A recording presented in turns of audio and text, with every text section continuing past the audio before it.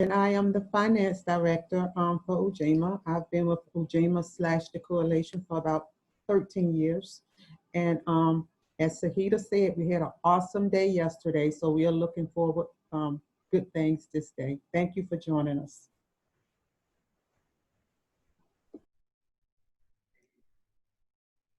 And our star. Good morning, everyone. My name is Star Jackson. I am a communications intern for Ujima. I was able to remotely intern for Ujima last summer, and I was able to come back on this summer. And Umi.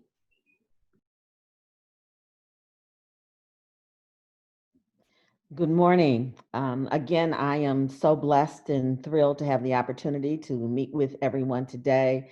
I just was so excited yesterday after our conversation about your participation, about your thoughts, and I see that today will be another great day, having culturally specific conversations where people of color, Black women are the only ones who are on the phone, or all people of color are the only ones that are able to join us. It's a great opportunity for us to be able to share and communicate some of our thoughts. And I have a long history in working with Ujima since its inception, but even in assisting and really supporting the initiation of the organization as I've worked with the Institute on Domestic Violence in the African American community. Thank you, team. So I'm going to open it up to have everyone else join in introducing. Again, we're just introducing ourselves, the organization that we work with, and if not an organization, that's fine. But we also want to know just one thing that you're interested in having Ujima focus on after the regional meetings, whether it's something that we can do to support your organization, or something that you feel like we need to do in responding to the community. But we just want to get your feedback to get us started this morning with that one thing that you'd like to see from Ujima following the regional meeting. Well, and I'm not going to go teacher mode, so you guys can jump in. Well, good morning, everyone. I'm Thesha Jenkins, and I am chiming in from Houston. And I am just very excited to be here in this circle or Zoom world. I work with the Harris County Domestic Violence Coordinating Council. And our organization, I think, is probably about 25 years old, possibly. I've been with the agency for 5 years, been doing the work for 23 years. And I'm the training director. And so I've had an opportunity to actually have conversations with Ayana. Greta actually came down last year. We did a summit on, it was called the Consequences of Color. And so that was my opportunity to meet Greta. And so that, in finding out about Ujima as well. And so the reason I am here is that our organization, the Harris County Domestic Violence Coordinating Council, we work at the macro level. So we work with all of first responders, law enforcement, victim services, shelters, healthcare, providing training and technical assistance. And specifically what I'm hoping to gain from the relationship with Ujima is that we find, as we know across the board, that definitely within the African American community, that the women are very largely impacted. In fact, 2 weeks ago, there were 4 homicides within a 72-hour period. And all of those women were women of color. One was 7 months pregnant. And so there is a resistance maybe to reach out to the other crisis centers, because there's about 7 in the area. And I know I'm talking too much right now, so I'll save it. So by and large, what I'm hoping to get from this is to be able to get the tools and support from Ujima, and to be able to partner with Ujima so that we can strengthen our African-American community in Houston and the surrounding Harris County. Our goal is to actually be able to provide support to the smaller grassroots programs that are doing work in their specific community. So that's what I hope to take away. Thank you. Thank you, Thesha. Hi, I'm Amina. I work with AFSA, We provide, I'm the program manager, the domestic violence and hotline program manager with APSA, and we provide services to immigrant survivors, primarily in the Asian and African community. So I was very excited when I discovered Ujima, because I think it's one of the few organizations that focus in the Black community, African American, African people in the diaspora. So I'm just here to learn more about how we can better support our Black survivor and be an ally. Hello. Hello. Hi, my name is Kaylin Foy. I am the program liaison for the Virgin Islands Domestic Violence and Sexual Assault Council. The council is a territory council that comprised of St. Thomas, St. Croix, St. John, as well as Water Island. And what I would like to see from Ujima is we should be getting a new executive director on board.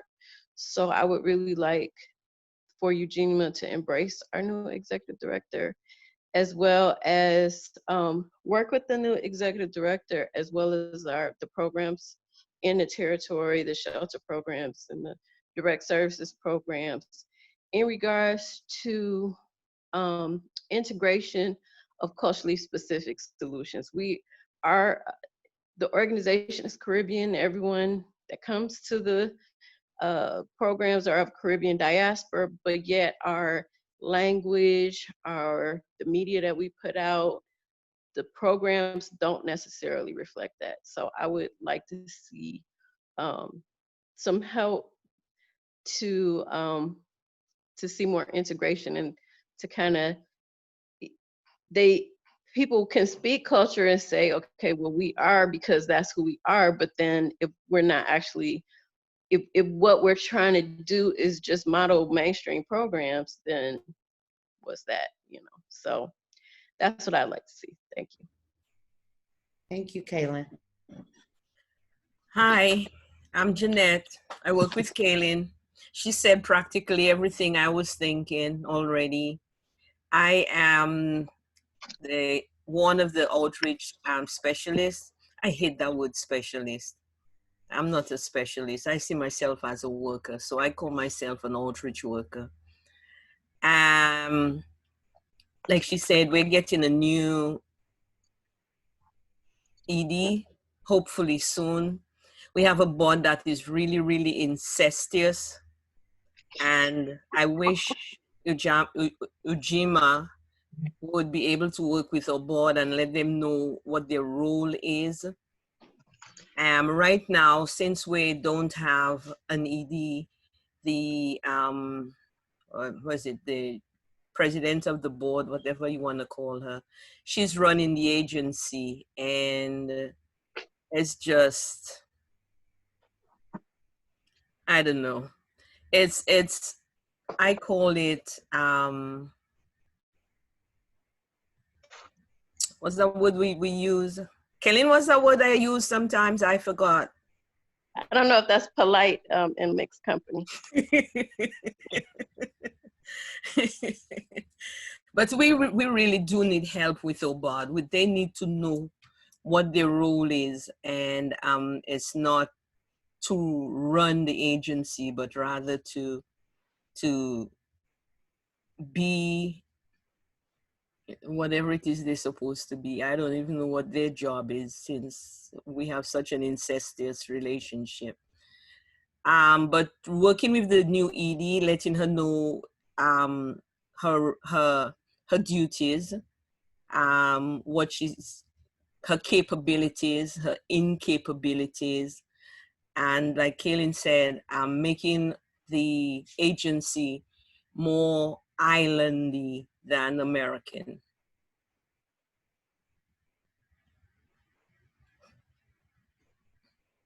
Thank you, Ms. Jeanette.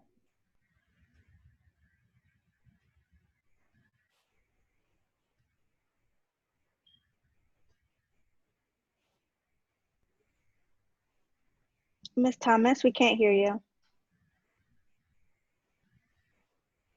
How's that? Okay, yeah, I'll go next. Thank you. in our spirit of transparency, our program is not culturally specific, but I did mention yesterday that that was something that we have, the women of color in North Carolina have been trying to achieve for many, many decades.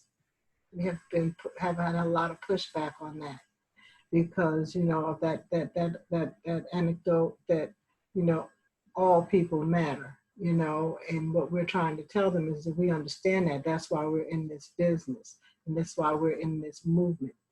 And we've been working, I've been working since 1992 in the movement here in North Carolina, and started in New York City. And we just can't get it done. So I just wanted to tell you that, you know, our program is not culturally specific, and I work as, my capacity now is in community outreach, but I'm a former founding mother and understand everything that I've heard here. I've gone through every one of those waves that I've heard here speaking, you know, during my career. And I will be retiring. I will retire soon, but I'd like to start the movement for a culturally specific shelter program in our state. And I felt that being mentored, I've mentored hundreds of individuals in my career, but I am the one that needs the mentoring now, because I really would love to surround the people of color that come to us with culturally sensitive and specific services. And I feel that this is the way for me to do it, is to align myself with you all, to be mentored to do that. We obviously have a lot to learn from you as well, Ms. Thomas. So thank you for joining us for the second day. And I'm here for you. I'm here for you, whatever I can do, and I feel that you will be for me as well. And I want you to know that I do appreciate that greatly.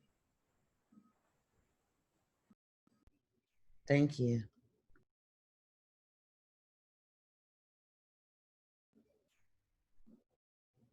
Dr. Gonzalez, Ms. Cross,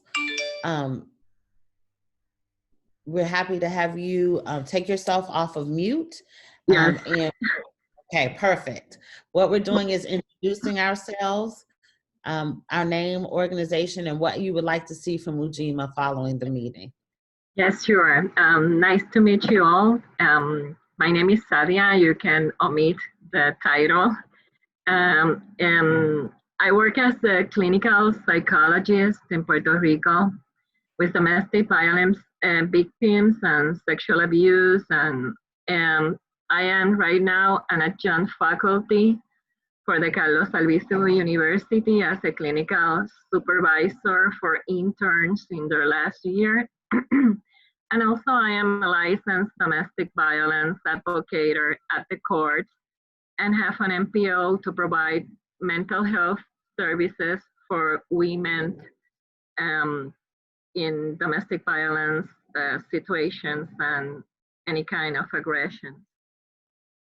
What I like most about Ujima is that I am a newcomer to your organization, but what I like most is the continuing services and communicating efforts I have been observing that you are pursuing, and the themes of your discussions, that they are very realistic and very oriented to the particular aspects of every region or every community. So in a sense that we can go to the specifics and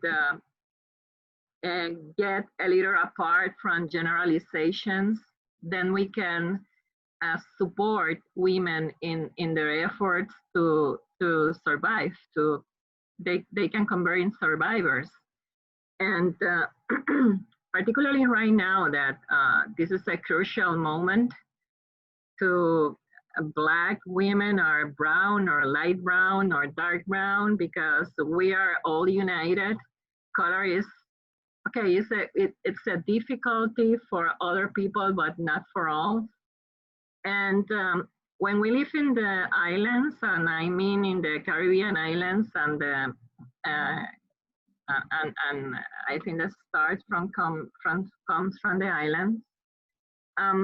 When we in the islands, it's a little different when we approach what is happening related to viewing women as a second-degree person, and we have been very hit by Hurricane Maria and Hurricane Irma, and later in January with the earthquakes.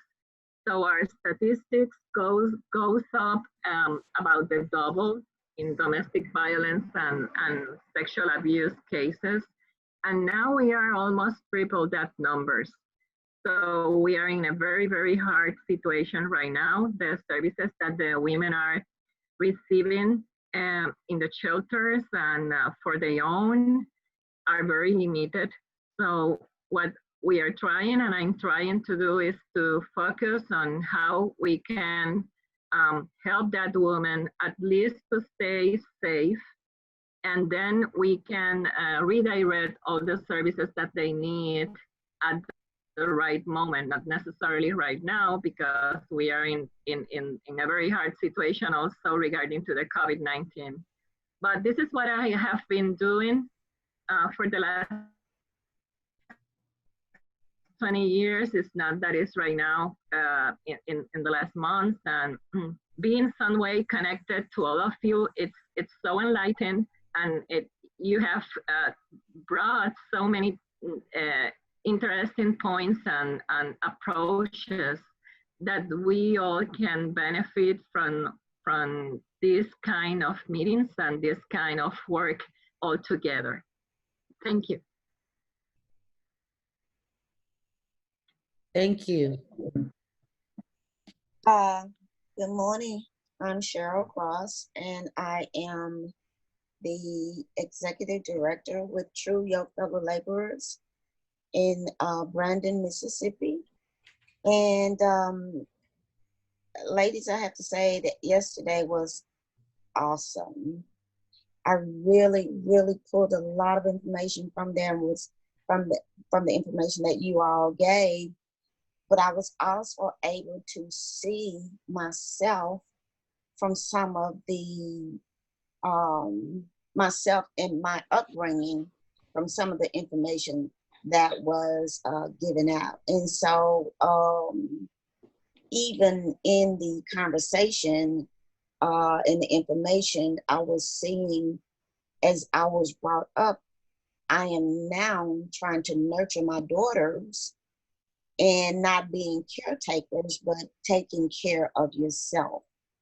And so, and being kind to yourself and being good to yourself. And so as Black women, we were not taught to do that. I was not taught to do that. And so this has really been great for me. I've met Umi. How are you, Umi? And I've also met you, Karma. I don't know if you remember. Yes, and so I appreciate everything that you all are doing. I'm sorry, I'm not gonna be able to stay on the Zoom meeting because I have another meeting coming up soon.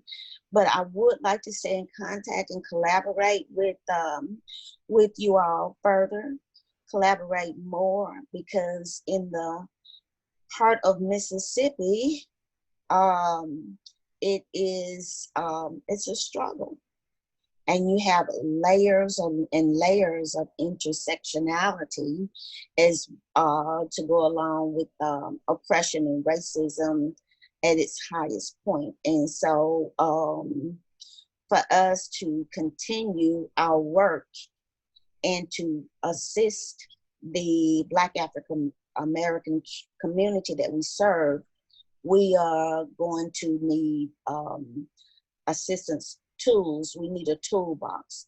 We have a toolbox, but we need more tools. And so I would just like to continue to further collaborate with you all on what you're doing and assisting us in what we can do further. Thank you. Thank you. Thank you so much, Ms. Cross.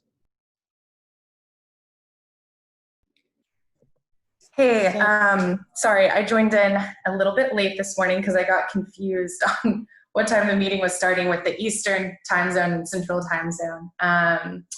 But my name is Evan Rajan. Amina is my supervisor at AFSA, and I think she already introduced our organization a little bit.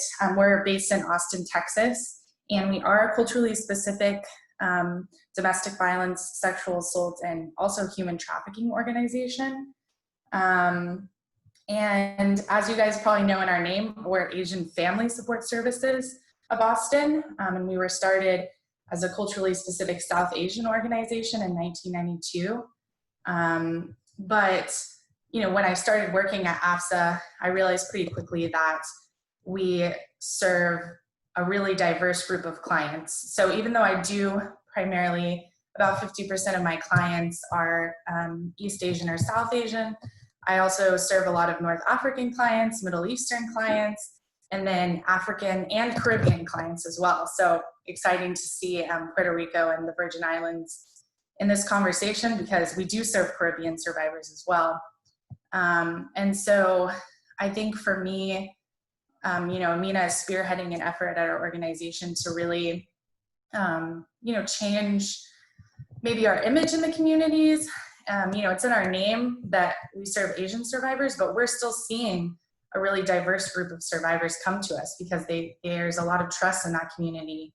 And so, but we don't really have necessarily specific programs or services for African or Black survivors who are coming to us.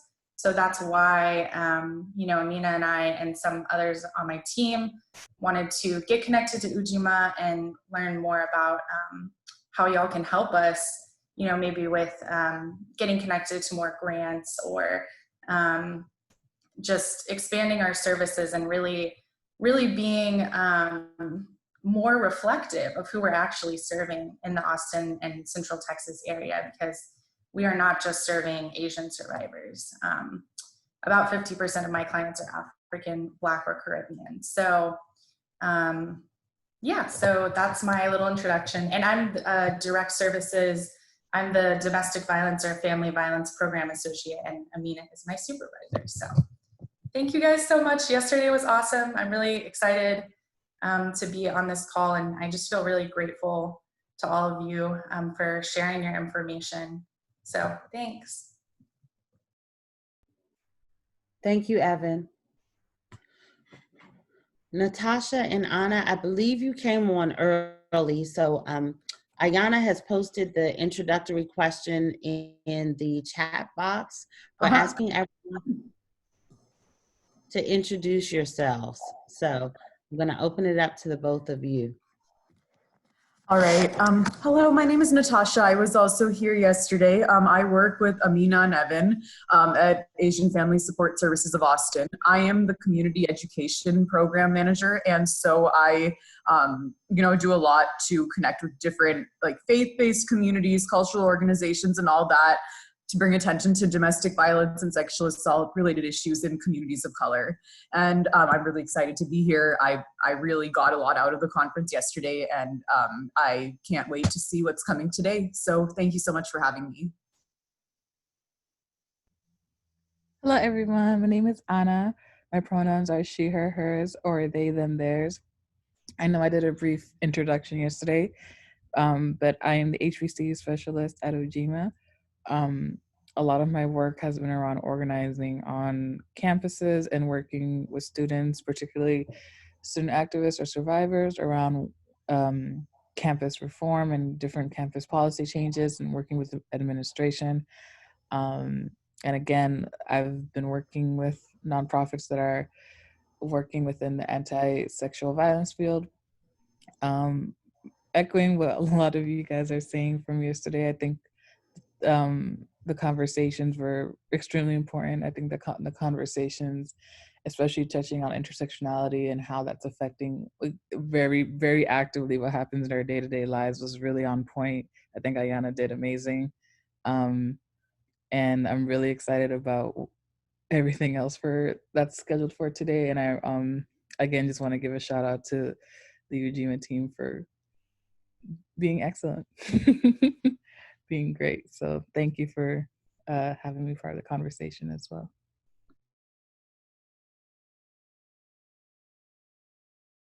Thank you, Anna. Cheryl, I see you joined us. We are introducing ourselves, and I know you are with the Ujima team, but we're introducing ourselves and for you to share the work that you do with the Person Center. Thank you, and good morning, everyone. Unfortunately, I was not able to attend. I'm sure it was an excellent meeting on yesterday. I had to do a trauma-informed care training.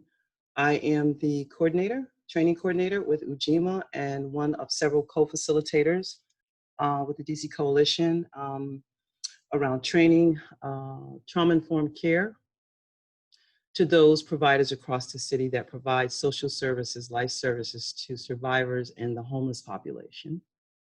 And I'm eager to hear what today will bring. Is there anything else I need to say, Carmel?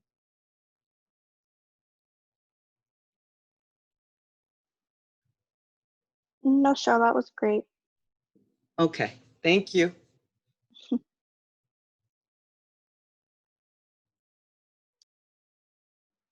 Another member of our team just joined us. LaPria, everyone was giving introductions, so if you could introduce yourself.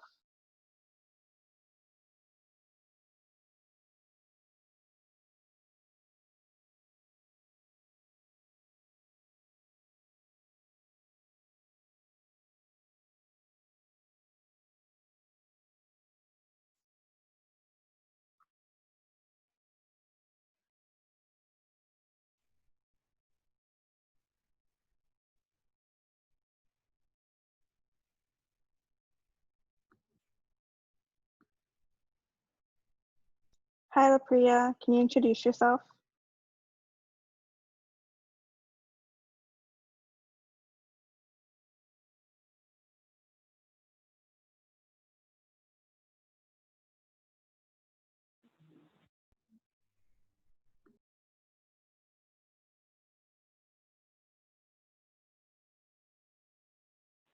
Maybe she stepped away.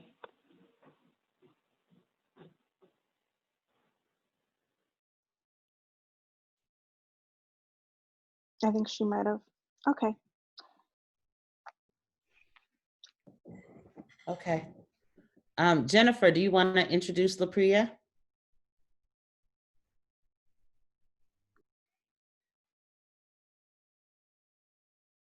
You're muted. Jennifer, you're on mute.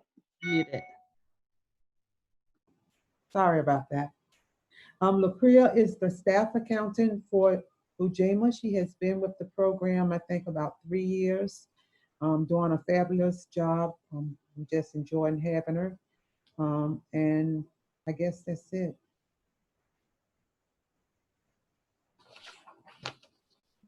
LaPria, you can type in the chat as well, but we wanted to make sure you had a proper introduction, even though we can't hear you.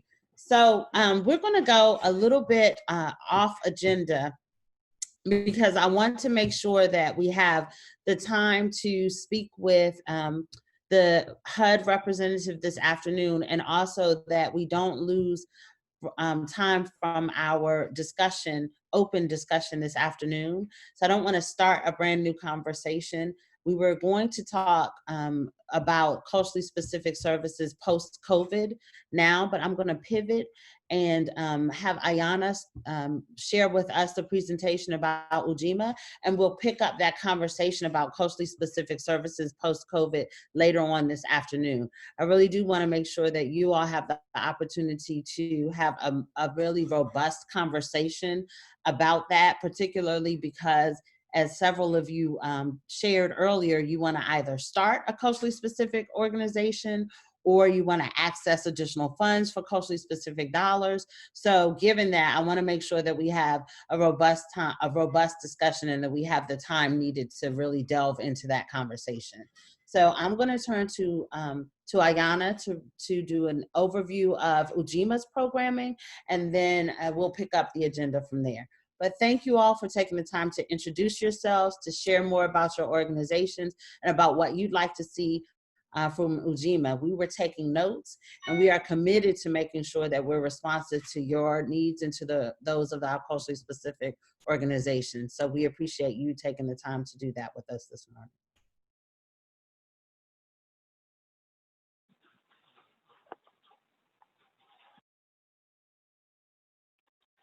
All right, Sahida, whenever you're ready.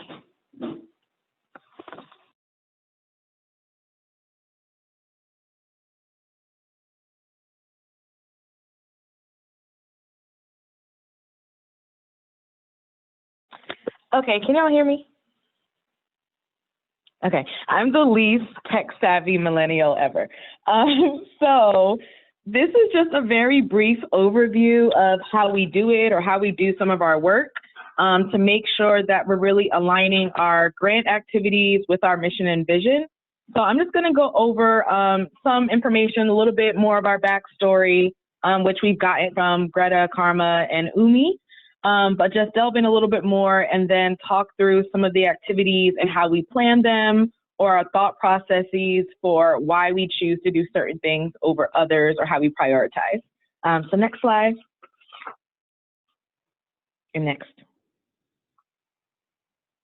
So a lot of folks initially may have not been familiar with Ujima or exactly what we do or exactly how we impact our community. But again, we are one of the 3 nationally designated culturally specific TA providers. And we are the only one that specifically center and focus in on Black women and girls and addressing violence in the Black community.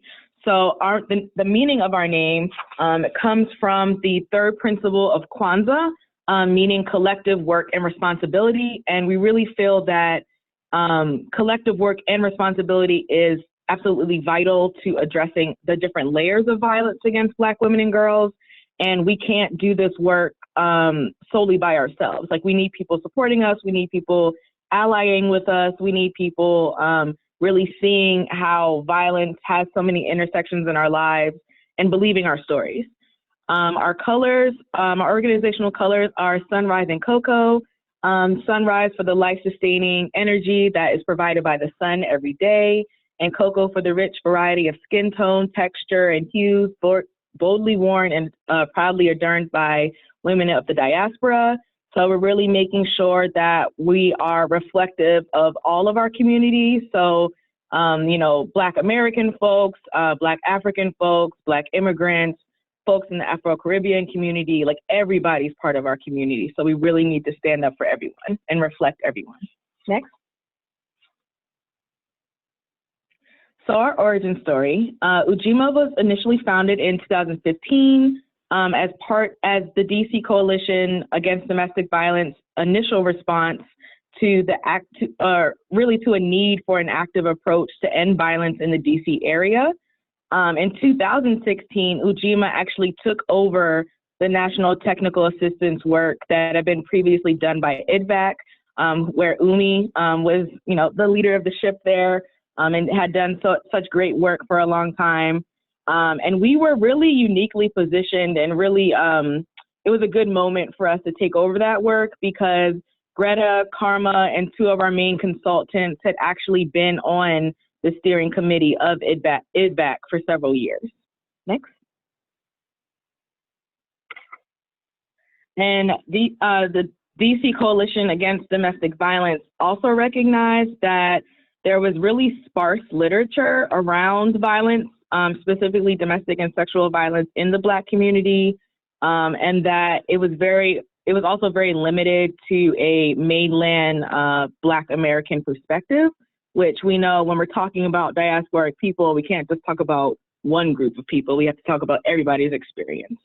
And so we were able to begin a program that's called the Person Center, where Cheryl works with the Person Center and also Nawai. They're great, so reach out to them if you need some assistance or TA or support around working with African immigrants and specifically Ethiopian immigrants. And then just another note, we're really excited, but next year Ujima is going to be branching off on our own, and we will obviously be continue to be supported by the work and by our staff at the DC Coalition, but we'll be on our own and doing some new and exciting things as well. So next slide. And Greta did a really great job of articulating our vision and our mission. But our vision is to create a world where Black women and girls are valued, respected, safe, and free from violence. And so we really are trying to be forward thinking in how our approach will really fit our vision. And so our mission is to mobilize the community, respond to and end violence, serve as a resource for survivors of violence, serve as a resource for advocates as well, service providers, and the community at large. Next. And so part of the work that we actually do outside of grant activities is really making sure to give voice to Black women and girls, voice to the most marginalized of our community as well, to be an actually supportive community, to advocates, to really anyone who is offering services as well. And then to, again, engage all people in our community. So women, men and boys, children, folks in the LGBTQIA+ community, folks with disabilities, and our elders as well, because a lot of folks will forget that when you protect and serve Black women and girls, all the community and everyone else up is going to be protected and served as well. So some of the types of strategies that we employ are centered around our policy and legislative work, research, our outreach and capacity building, and then around education, public awareness, and training. Next. And for us, it's really important that people understand why we are a culturally specific organization and what that means to the survivors that we serve. Next.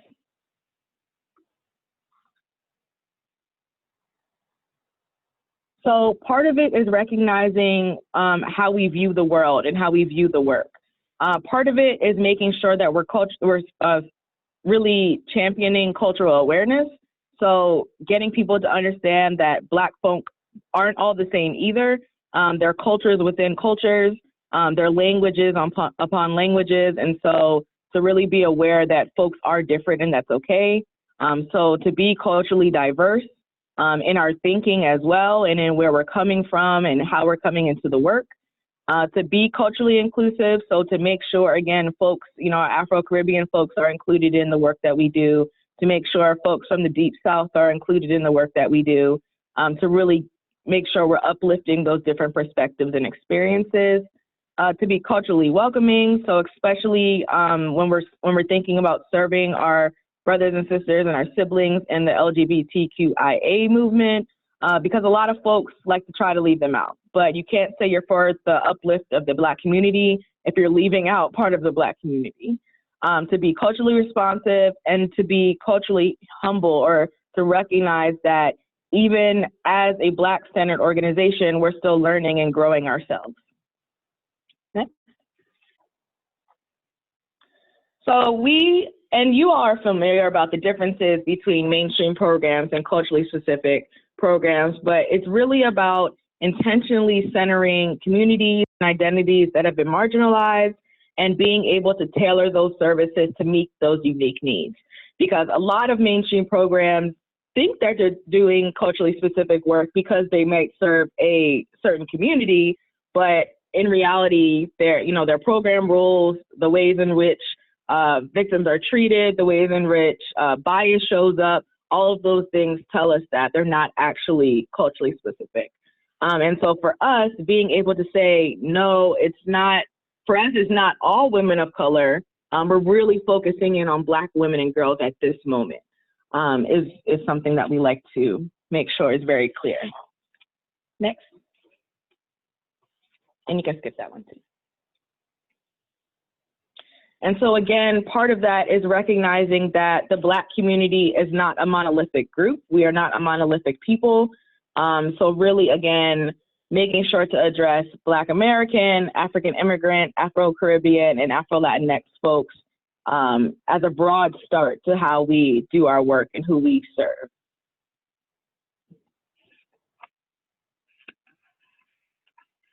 And you can skip. So part of that is by doing a lot of policy and legislative work. Greta mentioned, and I think Megan was on the call at some point yesterday as well, but Megan is our senior policy attorney. She does a lot of work on the Hill, and there are some specific activities that we like to elevate at this time. The first being the Crown Act. Yeah, thank you. So the Crown Act is an acronym for Creating a Respectful and Open World for Natural Hair. Yesterday, when we were talking about privilege, I mentioned that at a job, I could be fired for having locks if they're deemed, you know, untidy or unattractive, because natural hair is not protected in the workplace, even though one would assume it would be. So there is a lot of work done around the Crown Act right now across the country. We've signed on to support a lot of these different states and these different organizations that are pushing it forward. If you want to learn more information, you can go to the Crown Act. You can just type in the Crown Act and it'll pull up the first thing. But it's led by the Crown Coalition and was founded by Dove, the National Urban League, Color of Change, and the Western Center of Law and Policy. And so some states that are doing this work and implementing this legislation include California, New York, New Jersey, Colorado, Virginia, Washington, Montgomery County, Maryland, and Cincinnati, Ohio. And I think there may have been a couple other folks that are gearing up to support this work as well. Next. We also do a lot of work around different funding streams and especially different legislative acts. So one that comes to mind is the Violence Against Women Act. We always make sure to articulate the needs of Black survivors whenever things are coming up for reauthorization, to really elevate our voices and say, you know, just because something has worked in the past doesn't mean it's going to continue to work, or maybe let's try it differently this time because, you know, there were some unintended consequences that may have come up. So again, just really elevating the voices of Black survivors whenever we're doing the work, and especially when we're working with different policy leaders. Next. We also do a lot of work around Title IX and education. So Megan, again, is our senior policy attorney. She has a background as a former investigator doing Title IX work. And so she is able to provide a lot of technical assistance to colleges and universities who are trying to better serve Black survivors, especially Black women on campus. So we'll go out and do, you know, some bias trainings. We'll go out and give TA or do that virtually as well.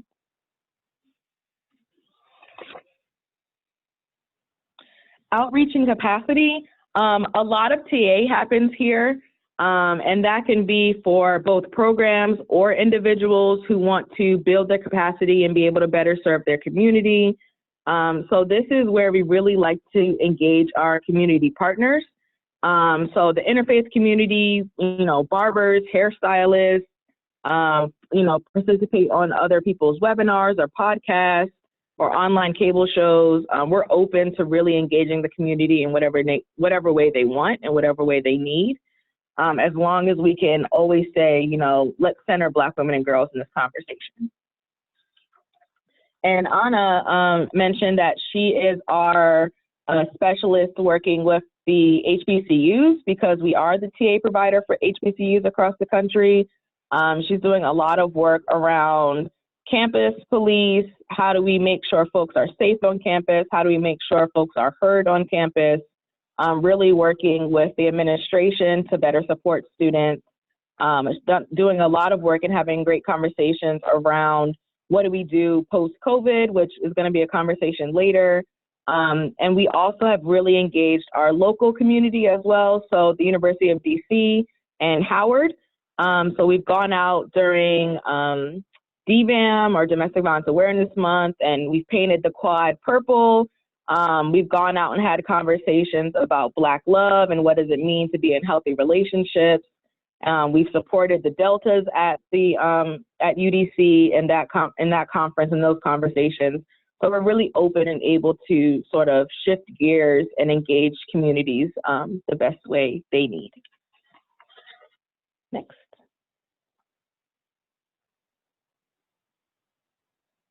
We also do a lot around research. We have a research and evaluation work group that I believe are right now looking into lethality and firearms and how we're going to respond to those needs, because we know that Black women are killed younger and at higher rates than many others, and especially the intersections, again, with Black maternal mortality, gun violence, community violence. So they're really addressing those things and really addressing the research that has been done and then saying what research needs to be done still. So again, they're also looking at the impact of violence against Black women on the healthcare system, but also the impact of the healthcare system on Black women. They're really addressing the socio-ecological model. So thinking through the different layers of our communities and our society to say, hey, you know, let's engage mentors. Let's make sure that folks are safe after school. Let's make sure that girls are able to recognize different signs of trafficking. So again, addressing all of these levels of violence where they are. And then overall looking at how violence impacts our community as a whole.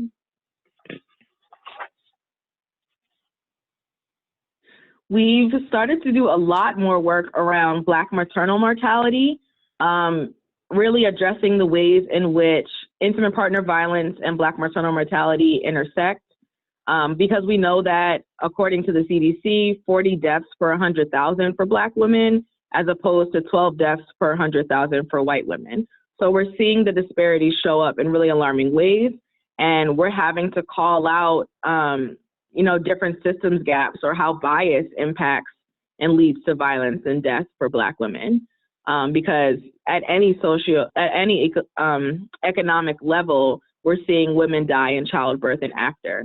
So just a quick thought, one of my best friends had a baby last year, and while she was in the hospital, she was only given one disposable diaper for 3 days that she was there, and she was told to wash it out, right? So being able to address things like that to say, no, that's actually a form of violence.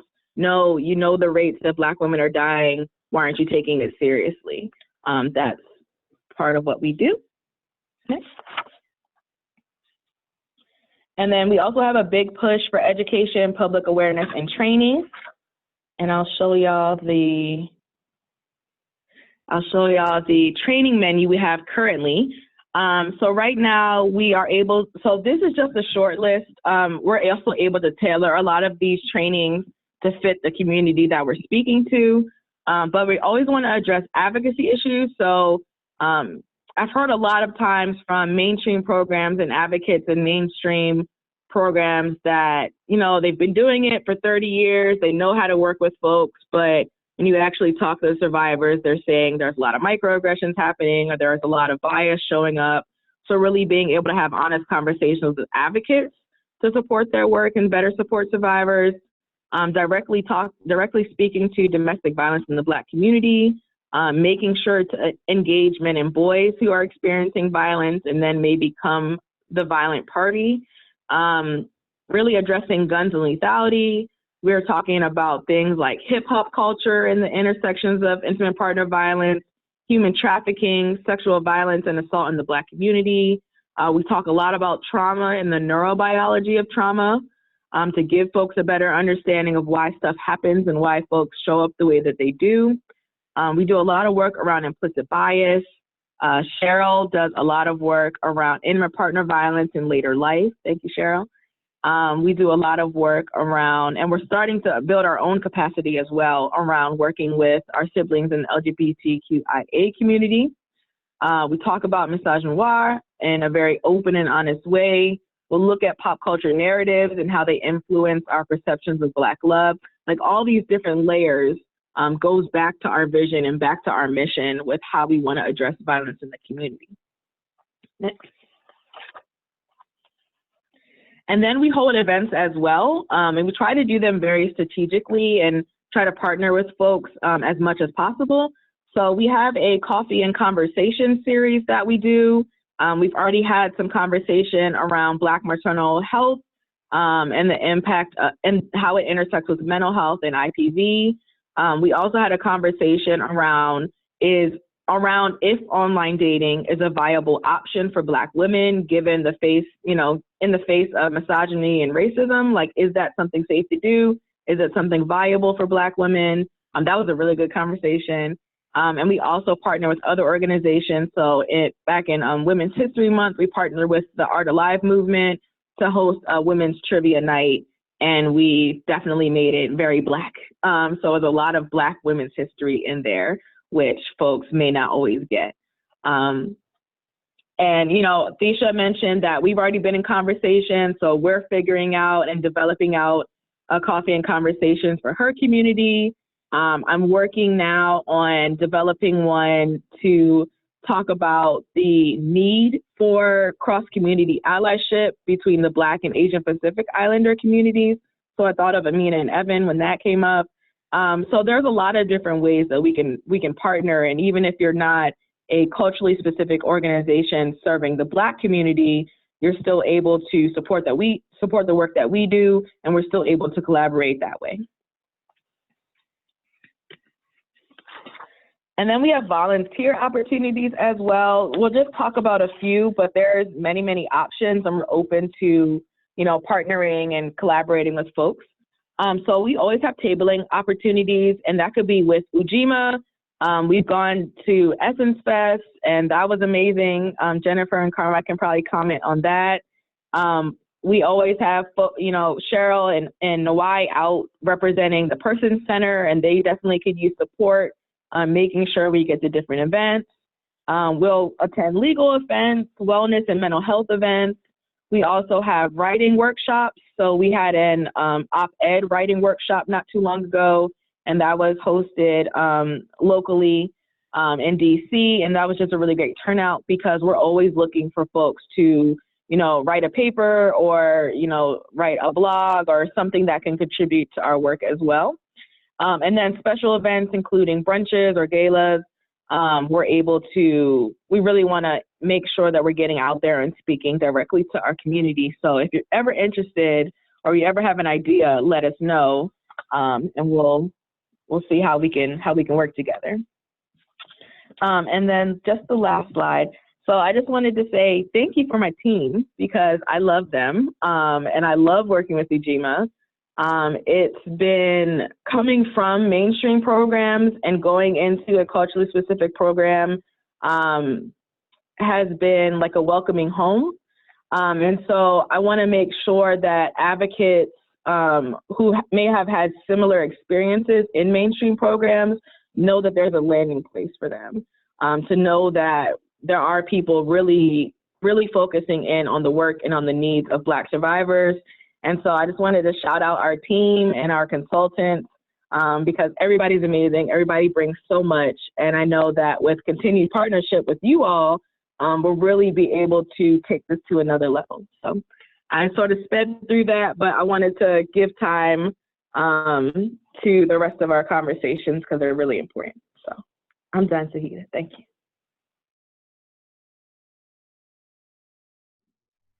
Thank you, Ayana, as usual, fabulous. And so thank you so much for that. We wanted to make sure that we did that specific presentation because we get a lot of requests when we were at Essence Festival, when we're in the community, when we hear from organizations, we receive a lot of requests for there to be an opportunity for connection. And to expand upon what exactly does Ujima do. We hear a lot about domestic violence organizations, and particularly domestic violence and sexual assault organizations who, as some say, sort of stay in their lane. So, we are focused in on domestic violence, we're focused in on sexual assault, and there isn't really a focus on intersectionality and how do we engage with and mobilize our own community to respond to these issues. So when we're looking at Ujima, the formation of our programs and projects, we really do want to share with you the expansive lens of all that we're doing, and also make sure that you're aware that while we are located in Washington, D.C., we've got tentacles all across the country and in the territories. One of the things that we also don't always talk about is that we do some work internationally. So we've been working with programs in South Africa, working with programs in Uganda, working with programs in Burundi. And it's important that we lift that up because we want to make sure that there's always a connection back to not just our roots here in the US and in the territories, but also to the work that's happening on the continent. And so many times when we talk about work on the continent, it's often about what they need to learn from us. And what we have learned through our work with Ujima is that there's so much cross-cultural information and so many incredible programs that are happening on the continent that we can learn from here in the States. And so wanting to expand upon opportunities to make those international contacts as much as possible. As we move forward in the conversation today, one of the reasons why I wanted to expedite things too is because I want to take some time at the end of the day to do some non-federally funded moments to actually update you all on a couple of policies, as Ayanna alluded to, the Violence Against Women Act. Also, we've been working very closely on the Family Violence Prevention and Services Act. We have we've worked on the CARES Act, which you all saw was the first response to COVID, where funding was released to the states. We're now working on the HEROES Act, which is the second round of COVID response that was passed out of the House and is now in the Senate to ensure that there are responses to our community in the HEROES Act. And we're now working on specific legislation to hopefully ensure that there are dollars for culturally specific organizations added to HEROES. So I want to make sure that you all are updated on those as well. And so that's why we're speeding through a little bit more than we did yesterday in terms of the earlier agenda, to allow for us to have some time this afternoon to have some non-federally funded moments to talk about how we can mobilize on a policy level as well. I see there's a question from Ms. Jenkins about, is there collaboration in Ghana and Trinidad and Tobago? Not yet in those specific areas, though we're now working with the American Public Health Administration and one of their team members who works in a number of different African nations. And so Ghana is one of the African countries that she's working with, as is Nigeria. And so we're going to be doing some programming with them. And we have not made connection with Trinidad and Tobago, but are certainly open to. So if you have suggestions, please drop them in the chat or send us an email. So I think what we'll do is we will take a 5-minute break as we get ready to transition to our next discussion, which is Jennifer Hooker is going to walk us through a finance discussion. And one of the reasons why I want to set the stage for why we're going to shift in that way, because often we're like, is finance really that interesting? And is it something that we should focus in on? And one of the reasons why we are focusing on finance and particularly grant management for culturally specific organizations is because, and Umi and I have long talked about this, when we look at those organizations that are funded through the Office on Violence Against Women, and we look at those organizations that have been either audited by the Inspector General or are in some way have their funding on a hold, the vast majority of them are culturally specific organizations serving the Black community. And also, as there is funding coming down the pike, hopefully through the HEROES Act, We want to make sure that our organizations are prepared to receive those funds, but also that when the dollars come out and we know that the auditors will come with them, that we are well equipped to handle those dollars and that we're not having our funds held. So we're going to make sure that in every platform we can, we also include this particular just hour to focus in on how do we effectively manage grants so that you all get access to them and that we don't have a problem when we have those dollars in house. So that's the reason why for us, this next section is very important. Jennifer's going to walk through and I'm going to co-facilitate with her. So we're going to take, before we get into that, we're going to take a 5-minute break. Let everybody grab some water, notebooks, etc., and we'll come back at 11:23. So it's 11:17. We'll come back at 11:23 and rejoin for our conversation with Jennifer. Thanks, everyone. Specific organizations like we do at home, we are doing, we are strong women. We're trying to hold up multiple different things, and that bleeds over even into our work where we are maintaining the finances, being the director, doing the administrative work, out in the community doing outreach. And, I love what Umi was saying about that's because this is hard work. It's because we are so committed to our communities. Jennifer reiterated that. And we see that every day. And so what we want to be able to do through this presentation and why we are centering this and all of the work that Ujima does is because it's critically important, you all, that we ensure that we have the administrative capacity, not just because it's the way to manage the grant, but it's also a way to keep us individually healthy. There is no way we can do all of these jobs in our organizations. And so we've got to start with being able to have the administrative and the internal capacity, because if we are stuck with having to do all of these things, it means that we're out in the community from 8 to 5, and we're still coming back and doing all the administrative work from 5 to 11 in the evening. And we're not having any time to take care of ourselves. So that is so critical in terms of our administrative and organizational well-being, but it ends up being critical to our individual and personal well-being as well. So we are again excited to have you all, and again I appreciate what you just shared with us, Jennifer. We're going to break now for lunch because as we mentioned earlier, we do have April with HUD joining us at 2 o'clock, and we had anticipated taking lunch from 1 to 2, but she can only be with us for 30 minutes. So we want to make sure that we are all back and in the room by 2 o'clock when she comes to join us this afternoon.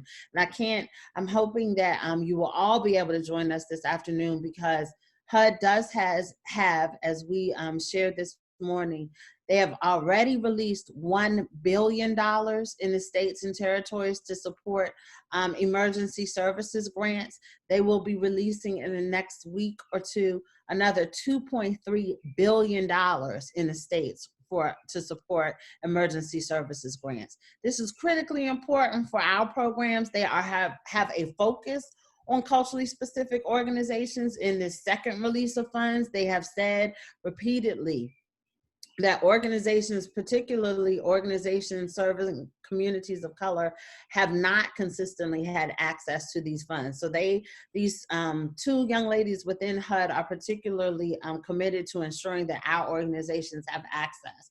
And so we wanted to make sure that they are able to join us, one, to talk about the release from HUD, but also to share with you how you access these dollars on the state level, because that's where, many of our organizations get locked out of these processes. So we want to make sure that there's time and space for you all to ask April questions.